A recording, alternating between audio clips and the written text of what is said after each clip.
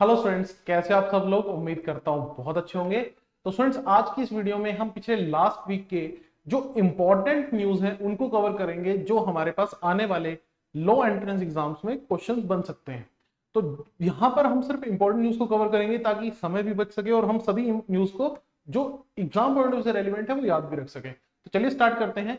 सबसे पहली न्यूज है जीआई टैग को लेकर। सो जीआई टैग क्या होता है? Geographical indication tag. अगर कोई चीज किसी पर्टिकुलर जगह से ही ओरिजिनल मिलती है तो उस प्रोडक्ट को दे दिया जाता है जीआई टैग। जैसे हमारे पास अगर मैं बात करूं, मथुरा के पेड़े, आगरा का पेठा, ठीक है, ये तो खाने पीने की चीजें हो गई। इसी तरह से एक और बहुत चीज फेमस है भारत में, मखाना। देखिए, Mithila Mithila is a place इन बिहार। तो मिथिला मखाना को मिला है GI tag, geographical indication tag. इससे क्या होता है कि आप जब नेशनल और इंटरनेशनल मार्केट में अपना प्रोडक्ट बेचने के लिए जाते हैं तो आप बता सकते हैं कि हमारा प्रोडक्ट पूरे विश्व में सबसे यूनिक है, सबसे अलग है, और ये आपको मिथिला से ही ओरिजिनल मिलेगा। और ये हमारे पास एक एक्वेटिक कैश फ्रूट है। एक्वेटिक कैश फ्रूट का मतलब ये पानी के अंदर उगाया जाता है। जी हाँ, मखाने की खेती पानी के अंदर की जाती है। और कैश फ्रूट का मतलब जो पैसा कमाने के लिए फसल उगाई जाती है मेनता। तो ये बिहार में हमारे पास ये फसल उगाई जाती है, बहुत ही मेहनत भरी फसल है। आपको बता दूं कि एक बार किसी प्रोडक्ट को जीआई टैग मिल जाए उसको 10 साल के लिए वैलिड माना जाता है। और इस जीआई टैग को आप रिन्यू भी करा सकते हैं। लगातार आप इस जीआई टैग को क्या कर सकते हो? रिन्यू भी कर सकते हो। एक बहुत इंपॉर्टेंट चीज और है बच्चों, नेशनल लेवल पर GI tag geographical indication registry Chennai द्वारा दिया जाता है। हमारे पास नेशनल लेवल पर, देश के लेवल पर ज्योग्राफिकल इंडिकेशन रजिस्ट्री, जो कि कहाँ है हमारे पास? चेन्नई, इसके द्वारा दिया जाता है नेशनल लेवल पर। इंटरनेशनल लेवल पर डब्ल्यूटीओ जो है वो जीआई टैग प्रोवाइड करती है। अंतरराष्ट्रीय लेवल पर जीआई टैग कौन प्रोवाइड करता है? डब्ल्यूटीओ, यानी कि वर्ल्ड ट्रेड ऑर्गेनाइजेशन। तो मुझे दोनों चीजें याद रखनी है। जैसे अगर मैं बात करूं, जैसे दार्जिलिंग टी जो है उसको डब्ल्यूटीओ की तरफ से जीआई टैग मिला हुआ है। तो दार्जिलिंग टी अपने आप में इंपॉर्टेंट है। Darjeeling T is one of the product जिसको जीआई टैग मिला हुआ है। इसके अलावा गोवा की फैनी को, जो एक अल्कोहलिक ड्रिंक है, और भी बहुत सारी चीजें हैं जिनको जीआई टैग मिले हुए हैं भारत के अंदर। नेक्स्ट हमारे पास वर्ल्ड अंडर 20 रेसलिंग चैंपियनशिप। तो बच्चों, अभी वर्ल्ड अंडर 20 रेसलिंग चैंपियनशिप हुई है कहां पर? बुल्गारिया में, सोफिया बुल्गारिया में, ठीक है। इस चैंपियनशिप में पहली बार इंडिया में इंडिया की तरफ से हमारे पास अंतिम पंघाल ने बेसिकली इंडिया को रिप्रेजेंट करते हुए गोल्ड मेडल जीता है। तो पहली बार ऐसा हुआ है कि किसी फीमेल रेसलर ने अंडर 20 वर्ल्ड रेसलिंग चैंपियनशिप में गोल्ड मेडल जीता हो। तो यानी कि हम उम्मीद कर सकते हैं कि ये आने वाले टाइम में ओलंपिक्स, एशियन गेम्स और कॉमनवेल्थ गेम में भी अंतिम पंघाल इंडिया के लिए मेडल जीत पाएंगी। 17 साल इनकी उम्र है, हरियाणा से ये बिलोंग करती हैं, और 53 वेट कैटेगरी में हमारे पास इन्होंने मेडल जीता है, ठीक है। इसके अलावा दो और रेसलर, सोनम मलिक और प्रियंका ने भी हमारे पास मेडल जीता इन 62 केजी एंड 65 केजी रिस्पेक्टिवली। अपनी जो हमारे पास वेट कैटेगरीज हैं उनमें ये मेडल इन्होंने जीत लिया है। तो इस तरह से हम यहाँ पर देख सकते हैं, ये हमारे पास पूरा का पूरा सिनेरियो रहा है। देखिए, अगर हम बात करें, अभी रिसेंटली कॉमनवेल्थ गेम्स हुई थी। इन कॉमनवेल्थ गेम्स में भी इंडिया ने जो रेसलिंग है और हमारे पास जो वेट लिफ्टिंग है, सबसे ज्यादा मेडल्स जो है रेसलिंग और वेट लिफ्टिंग में हमारे पास जीते हैं। और पिछले काफी समय से हम देख रहे हैं कि रेसलिंग और वेट लिफ्टिंग इंडिया जो है उसमें बहुत उम्दा प्रदर्शन करता आ रहा है, और हम उम्मीद करेंगे फ्यूचर में ये प्रदर्शन जारी रहेगा। नेक्स्ट न्यूज हमारे पास, US military package to Ukraine. अब देखिए बच्चों, आप सब लोग एक बात जानते होंगे कि रशिया और यूक्रेन के बीच में वॉर ऑन गोइंग है। There is a war on going between Russia and Ukraine. तो रशिया और यूक्रेन के बीच में जो वॉर चल रही है उसके बारे में आप समझिए। ये जो वॉर हमारे पास ऑन गोइंग है, इसके दौरान यूक्रेन की हेल्प जो है यूएस से डायरेक्ट तो नहीं कर रहा, लेकिन इनडायरेक्ट उसको हथियार वगैरह प्रोवाइड कर रहा है कंटिन्यूसली। लगातार वेपन्स की सप्लाई हो रही है जिससे रशिया को प्रॉब्लम हो रही है। देखिए, रशिया ने इससे पहले यूक्रेन के क्रीमिया नाम के एरिया को कब्जा लिया था। 2014 में क्या हुआ था? रशिया ने यूक्रेन के क्रीमिया नाम के एरिया को एनेक्स कर लिया था। अब यहां पर रशिया क्या करने जा रहा है? क्रीमिया के बाद अब डोनबास रीजन है जिसके ऊपर रशिया की नजर है। डोनबास एक अनदर एरिया है किसका? यूक्रेन का। तो क्रीमिया को 2014 में ही इन्होंने कब्जा लिया था रशिया ने, यूक्रेन के एरिया को। अब डोनबास रीजन पर भी रशिया की नजर है। और इस सब के दौरान हमारे पास यूएसए ने $775 मिलियन की एक मिलिट्री एड में यानी मदद देने का फैसला किया है, जिसमें वो जेवलिन मिसाइल्स और HARM मिसाइल्स जो है यूक्रेन को सप्लाई करेंगे। सो इन मिसाइल्स के नाम याद रखना जरूरी है, एग्जाम पॉइंट से रेलिवेंट और इंपॉर्टेंट, कि यूएस ये मिसाइल जो है वो यूक्रेन को हमारे पास प्रोवाइड कर रहा है। तो यूक्रेन के प्राइम मिनिस्टर प्रेसिडेंट का नाम आपको पता होगा, व्लादिमीर जेलेंस्की। और हमारे पास अगर हम बात करें यूएस के प्रेसिडेंट की, तो आपको पता है कि यूएस के प्रेसिडेंट कौन है, जो बाइडन। और हमारे पास अब तक जो बाइडन $10 बिलियन की जो एड है, जो हेल्प है, सहायता है, वो यूक्रेन को पहुंचा चुके हैं। एक बहुत बड़ा नंबर है, ठीक है। अगर हम बात करें, आपको एक और चीज याद रखनी पड़ेगी कि हमारे पास जो यूएस में डिफेंस के जितने भी डिसीजन लिए जाते हैं, जो बड़े डिफेंस के डिसीजन लिए जाते हैं, वो सब कहां लिए जाते हैं, इन पेंटागन, ठीक है। ये भी हमें याद रखना है, डिफेंस से रिलेटेड जितने भी बड़े डिसीजन है वो पेंटागन में लिए जाते हैं बाय द यूएस। बेसिकली जो भी यूएस से रिलेटेड हमारे पास बड़े डिसीजन होंगे वो पेंटागन से ही एग्जीक्यूट किए जाएंगे। तो ये पॉइंट भी हमें कहीं ना कहीं याद रखना है। क्लियर? चलिए जी आगे चलते हैं। नेक्स्ट चलिए तो समझने की कोशिश करते हैं नेक्स्ट न्यूज को। शहीद Bhagat Singh airport. Okay, next हमारे पास न्यूज किससे सब्जेक्टेड है, शहीद भगत सिंह एयरपोर्ट। देखिए हमारे पास जो चंडीगढ़ में हमारे पास एयरपोर्ट है, बेसिकली चंडीगढ़ में क्या आता, तो वो हमारे पास पंजाब के एरिया में है काफी हद तक, लेकिन वो जॉइंट कलेक्टिव एयरपोर्ट है हरियाणा और पंजाब के लिए।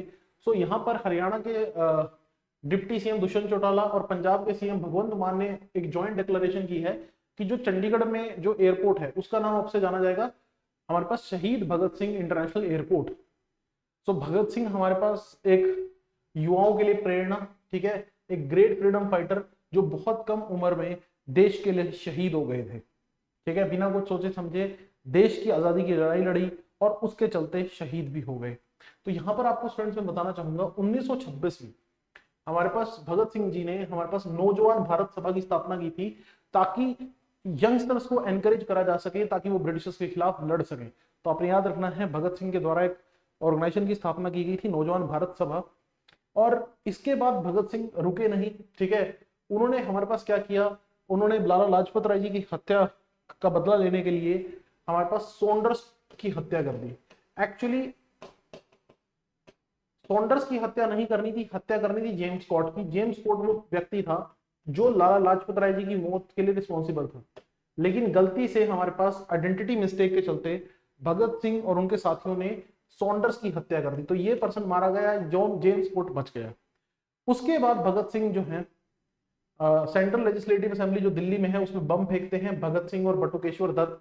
एक्चुअली इस बम फेंकने का ऑब्जेक्टिव क्या था, मीडिया की अटेंशन पाना, इसका किसी को ऑब्जेक्टिव किसी को हार्म करना नहीं था। तो बम इस तरह से फेंके गए थे कि जो सिर्फ आवाज करें, जिससे किसी को नुकसान ना हो, ताकि मीडिया इस चीज को कवर करे। और इसके बाद भगत सिंह को अरेस्ट कर लिया गया, उनके साथियों के साथ हमारे पास भगत सिंह, राजगुरु और सुखदेव, इन तीनों को हमारे पास फांसी की सजा सुनाई गई। और 23 मार्च को हमारे पास ये लोग देश के लिए हंसते हंसते फांसी के फंदे पर चढ़ गए, शहीद हो गए। और इसीलिए हम 23 मार्च को ऑब्जर्व करते हैं मार्टियर्स डे। याद रखिएगा 23 मार्च को हम ऑब्जर्व करते हैं मार्टियर्स डे। नेक्स्ट हमारे पास 17th प्रवासी भारतीय दिवस। हाँ जी देखो बच्चों, 17वां प्रवासी भारतीय दिवस। अब ये प्रवासी भारतीय कौन होते हैं, वो भारतीय जो अब्रोड रह रहे हैं, वो भारतीय जो अब्रोड रह रहे हैं, फॉरेन रह रहे हैं। अब कहीं ना कहीं वो भारतीय अर्थव्यवस्था को आगे बढ़ाने में मदद तो करते ही हैं, कैसे, पैसा भेजकर। अपने घरों में जब वो पैसा भेजते हैं तो अल्टीमेटली उससे इंडियन इकोनॉमी को हेल्प मिलती है। तो यहाँ पर आप देखिएगा कि बहुत से इंडियंस हैं जो अब्रोड रहते हैं और वो घरों को पैसा बहुत भेजते हैं। इसको हम क्या बोलते हैं, इसको हम बोलते हैं रेमिटेंसेस। क्या बोलते हैं, रेमिटेंसेस। तो डू रिमेंबर द वर्ड, ठीक है। अब ये प्रवासी भारतीय दिवस हम हर साल ऑब्जर्व करते हैं 9 जनवरी को। क्यों ऑब्जर्व करते हैं 9 जनवरी को, क्योंकि महात्मा गांधी हमारे पास पहले उन्होंने लंदन से बैरिस्टर की डिग्री हासिल की, वकील बने, फिर साउथ अफ्रीका में जो है लॉ प्रैक्टिस किया, और बहुत समय साउथ अफ्रीका में लगाने के बाद 9 जनवरी 1915 को वापस भारत आए बॉम्बे में, ठीक है, जिसको आज आप मुंबई के नाम से जानते हो। तो महात्मा गांधी वापस भारत कब आए साउथ अफ्रीका से, 9 जनवरी 1915 को। और इसीलिए 9 जनवरी को हम हर साल ऑब्जर्व करते हैं प्रवासी भारतीय दिवस। तो प्रवासी भारतीय दिवस की जब मैं बात करता हूं बच्चों, अगले साल कहां मनाया जाएगा, हर साल एक शहर को चुना जाता है इसको मनाने के लिए। तो अगले साल इसको मनाया जाएगा इंदौर में, याद रखेंगे। अगले साल इंदौर में इसको मनाया जाएगा 2023 में। हर साल प्रवासी भारतीय दिवस जो है मनाया जाता है। तो इसका कहीं ना कहीं ऑब्जेक्टिव जो है वो कनेक्ट करना होता है हमारे पास इंडियंस को, जो नॉन रेजिडेंट इंडियंस हैं उनकी रूट से। तो महात्मा गांधी के बारे में आपको बहुत कुछ पता ही होगा। पोरबंदर गुजरात में इनका जन्म हुआ 2 अक्टूबर को, और इसीलिए 2 अक्टूबर को महात्मा गांधी के बर्थडे को हम ऑब्जर्व करते हैं इंटरनेशनल नॉन वायलेंस डे। ये भी याद रखिएगा, 2 अक्टूबर को हम ऑब्जर्व करते हैं इंटरनेशनल नॉन वायलेंस डे।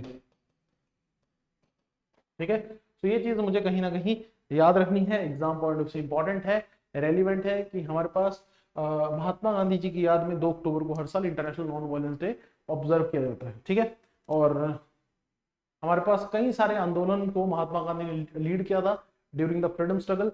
लेकिन साथ में ये भी याद रखेंगे, भारत में आकर इन्होंने सबसे पहला आंदोलन कौन सा किया था, तो चंपारण सत्याग्रह। तो महात्मा गांधी का भारत में पहला आंदोलन कौन सा था, चंपारण सत्याग्रह, क्योंकि इन्होंने कहा किया था, बिहार में, जिसमें इन्होंने ब्रिटिशर्स के खिलाफ एक आंदोलन किया, जहां पर ब्रिटिशर्स जो थे वो गरीब किसानों को फोर्स किया करते थे कि वो किसकी खेती करें, नील की खेती करें। तो इस चीज को रुकवाने के लिए महात्मा गांधी जी ने एक आंदोलन लीड किया, और इस आंदोलन को वो सक्सेसफुली एग्जीक्यूट कर पाए, क्योंकि बाद में ब्रिटिशर्स ने इंडियन फार्मर्स की डिमांड को माना, और ये पहला सत्याग्रह था जो महात्मा गांधी ने भारत में किया था। ठीक है, इसके बाद खेड़ा सत्याग्रह में गांधी जी ने पार्टिसिपेट किया, और उससे सॉरी चंपारण सत्याग्रह के बाद महात्मा गांधी ने अहमदाबाद मिल स्ट्राइक में पार्टिसिपेट किया, और फिर खेड़ा सत्याग्रह में। तो पहले 3 सत्याग्रह जो गांधी जी ने सक्सेसफुली लीड किए, सबसे पहले हमारे पास चंपारण सत्याग्रह, दूसरा हमारे पास अहमदाबाद मिल स्ट्राइक, तीसरा हमारे पास खेड़ा सत्याग्रह। ठीक है, Kheda is a place in Gujarat, Ahmedabad also is in Gujarat. Okay, तो ये कुछ सवाल हैं जो आपको महात्मा गांधी के बारे में बेसिक पता होने चाहिए। अगली न्यूज भी महात्मा गांधी से ही रिलेटेड है। तो महात्मा गांधी एक वर्ल्ड फेमस पर्सनालिटी है ही, तो उनका एक बस्ट यानी कि आप स्टैचू कह सकते हो, अभी अनवील किया गया है। कहां पर, पैराग्वे में। पैराग्वे एक साउथ अमेरिकन कंट्री है, ठीक है, जो लैंडलॉक्ड है, चारों तरफ से जमीन से घिरी हुई है। ठीक है, ऑल्दो साउथ अमेरिका की ज्यादातर कंट्रीज सी के साथ कनेक्टिविटी रखती है, लेकिन but not with the case of Paraguay. अभी हमारे जो एक्सटर्नल अफेयर मिनिस्टर हैं एस जयशंकर, उनकी हमारे पास विजिट हुई। एस जयशंकर अपना काम बखूबी निभा रहे हैं, बहुत ही अच्छे डिप्लोमेट हैं। ठीक है, तो he is the external affair minister right now of India. So इनकी पैराग्वे विजिट हुई, और ये हमारे पास इस साउथ अमेरिकन कंट्री में गए, वहां पर इन्होंने महात्मा गांधी का स्टैचू को अनवील किया। ठीक है, इसके अलावा इनकी विजिट हुई कहां पर, कैसा डी ला इंडिपेंडेंसिया। तो यहाँ पर ये वो जगह है बेसिकली जो बहुत ही फेमस जगह है, जहां से हमारे पास शुरुआत हुई थी साउथ अमेरिकन कंट्रीज की इंडिपेंडेंस की, क्योंकि ये ज्यादातर एरियाज जो थे वो यूरोपियंस की कॉलोनी हुआ करती थी, जैसे इंडिया एक कॉलोनी था। तो यहाँ पर आजादी के लिए पूरा का पूरा संग्राम स्टार्ट हुआ, जो अपने आप में बहुत अहम था। हाँ जी, आई गेस आपको क्लैरिटी हुई होगी इस चीज को लेकर। अच्छा, एक चीज और मैं आपको कहना चाहूंगा, अभी हमारे एक्सटर्नल अफेयर मिनिस्टर कौन है, एस जयशंकर साहब। लेकिन अगर मैं पूछ लूं कि भारत के फर्स्ट एक्सटर्नल अफेयर्स मिनिस्टर कौन थे, हाँ जी, तो भारत के फर्स्ट एक्सटर्नल अफेयर मिनिस्टर कौन थे, पंडित जवाहरलाल नेहरू जी। तो पंडित जवाहरलाल नेहरू ने जो हमारे पास ये मंत्रालय था एक्सटर्नल अफेयर्स का, वो अपने पास रखा था, and he is considered to be the first external affair ministers of India. ठीक है, is the first external affair minister of India. हाँ जी, क्लियर। चलिए, Singapore to end ban on gay sex.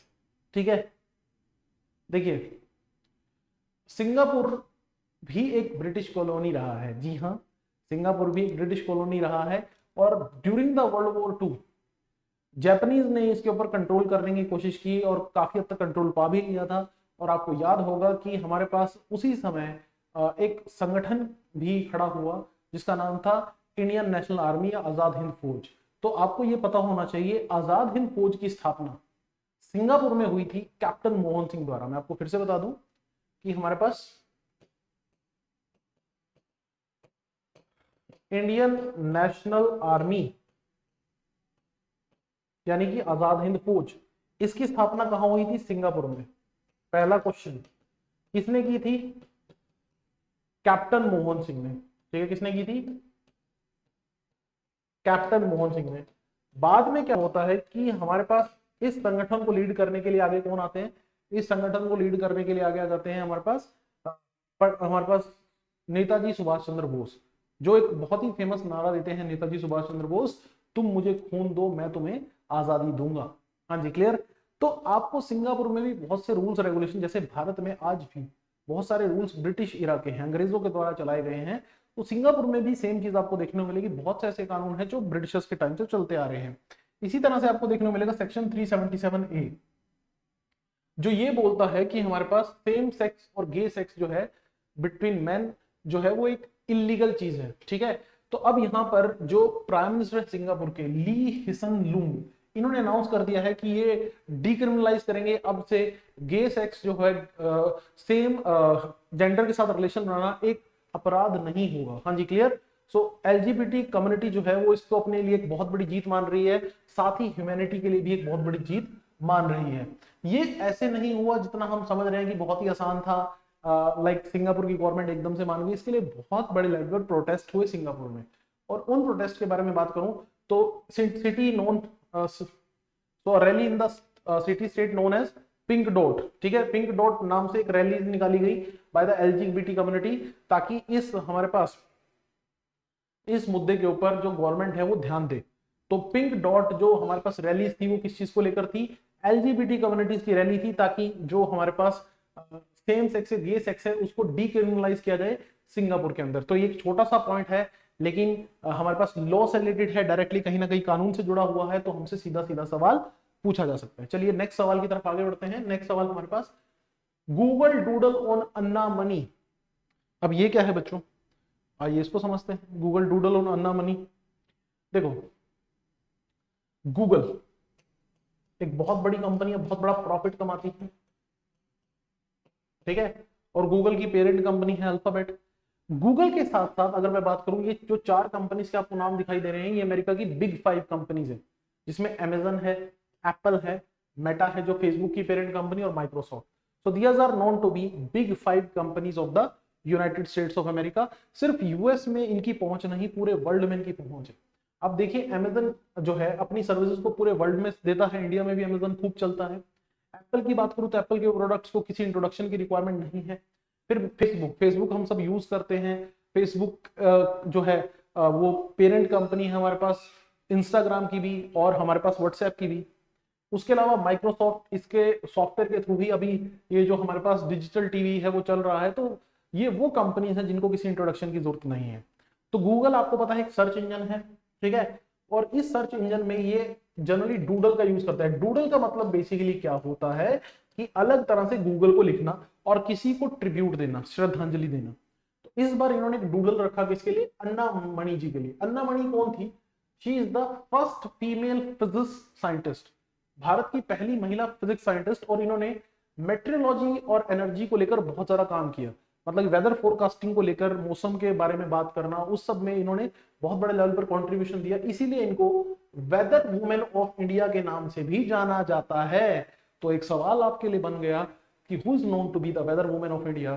तो हाँ जी, याद रखेंगे हमारे पास Anna Mani known to be the weather women of India. अभी हमारे पास अगर मैं बात करूं, एक भारत के एक साइंटिस्ट ऐसे भी है जो साइक्लोन को लेकर बहुत ही सटीक अनुमान लगाते हैं, बहुत ही परफेक्टली बता देते हैं कि साइक्लोन कब आएगा, किस तरह से उसका इंपैक्ट रहेगा। और वो कौन है हमारे पास अगर मैं बात करूं, हाँ जी, Mrityunjay Mohapatra. Mrityunjay Mohapatra, he is known to be the cyclone man of India. ऐसा नहीं कि साइक्लोन ले आते हैं, ठीक है, ऐसा नहीं कि जब चाहेंगे साइक्लोन आ जाएगा। बेसिकली क्या है कि साइक्लोन कितना, किस टाइम, किस समय आएगा, कितना उसका इंपैक्ट रहेगा, कितना वो नुकसान कर सकता है, उसके बारे में बिल्कुल ठीक अनुमान लगाने के लिए जाने जाते हैं इंडिया के एक और हमारे पास meteorologist M Mohapatra, Mrityunjay Mohapatra, and he is known to be the cyclone man of India. तो इनके बारे में भी आप याद रखेंगे क्योंकि सवाल यहां से पूछा जा सकता है। नेक्स्ट हमारे पास PFA फॉर फॉरएवर केमिकल्स।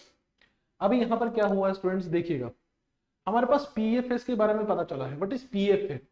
तो PFA इज पॉलीफ्लोरो अल्काइल, ठीक है, अल्काइल, पॉलीफ्लोरो अल्काइल, ठीक है। अभी हम ये मानते थे कि जो बारिश का पानी है वो सबसे प्योर है, उसको पी लें तो बस मजा ही आ जाए।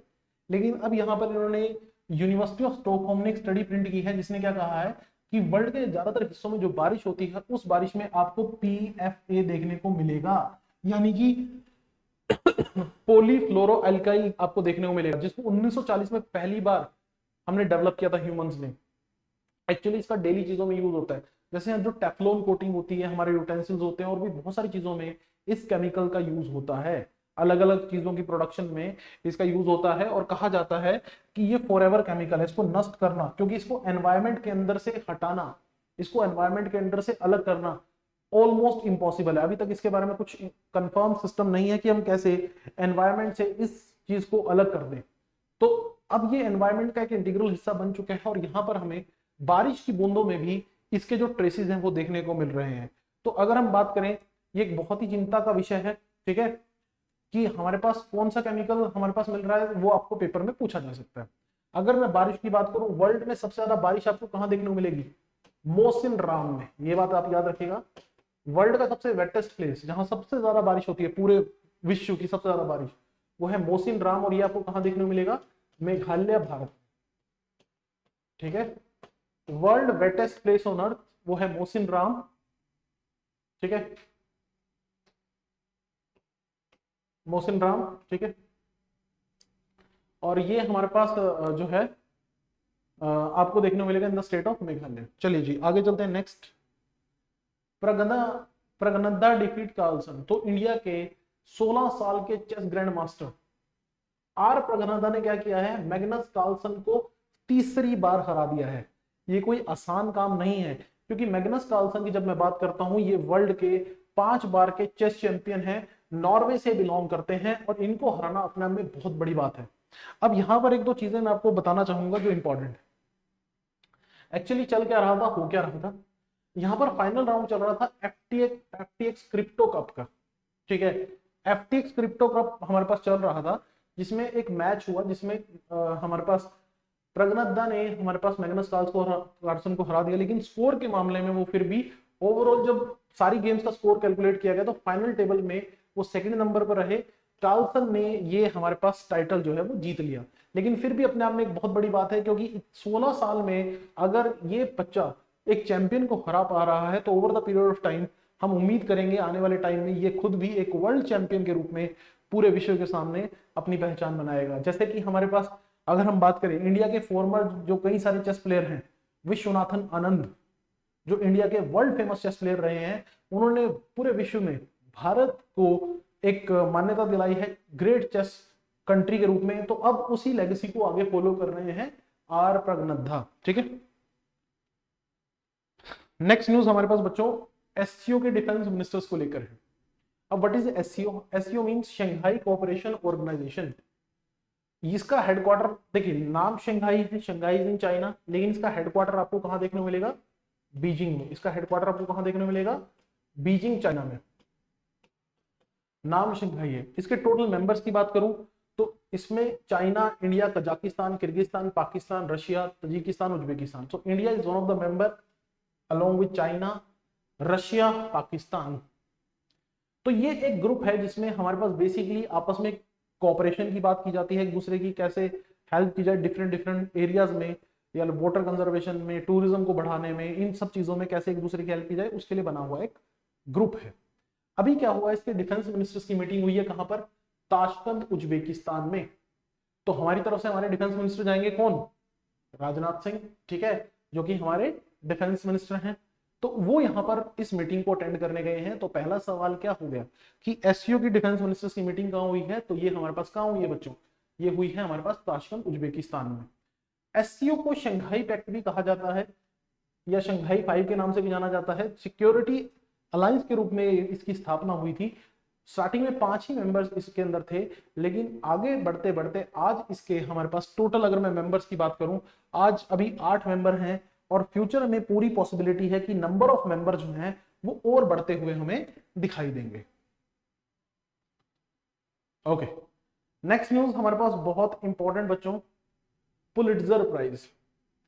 जर्नलिज्म में, न्यूज़पेपर जर्नलिज्म में और मैगजीन्स में काम करने के लिए, म्यूजिकल कंपोजिशन के लिए और लिटरेचर के लिए आपको यह अवार्ड दिया जाता है। वर्ल्ड का बहुत ही फेमस अवार्ड है जो दिया जाता है हमारे पास इन द मेमोरी ऑफ, हाँ जी, जोसेफ पुलिट्जर।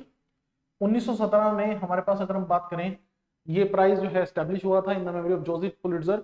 और कोलंबिया यूनिवर्सिटी, यूएसए की जो यूनिवर्सिटी है, वो इस अवार्ड को एडमिनिस्ट्रेट करती है, देखती है किसको दिया जाए।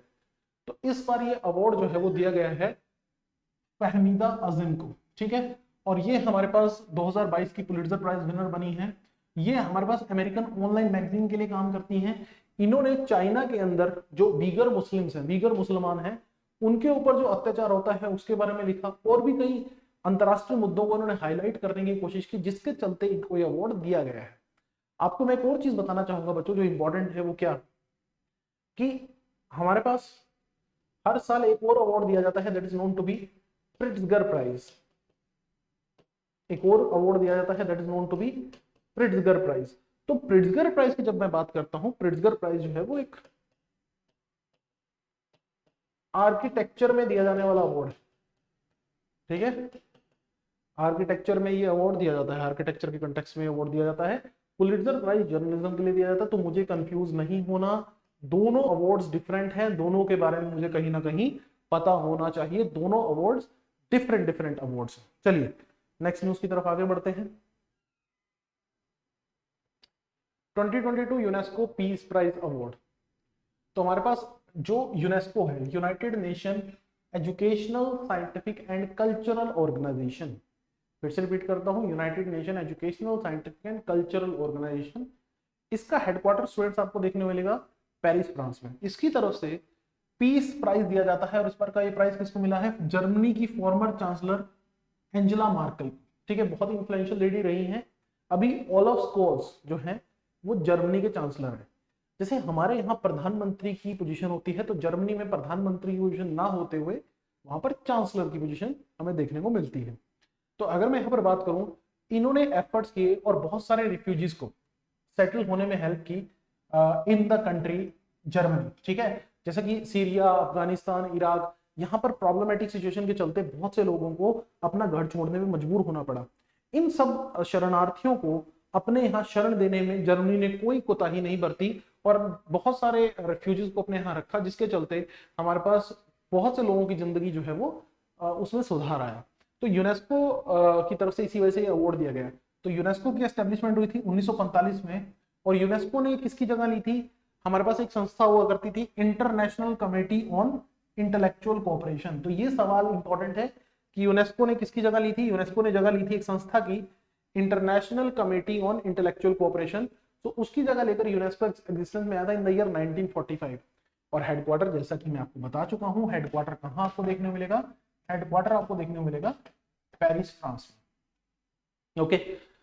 जर्मनी की बात करें तो जर्मनी हमारे पास अभी फिर से न्यूज में है। उसका एक बहुत ही इंपॉर्टेंट कारण भी है, न्यूज में होना भी चाहिए।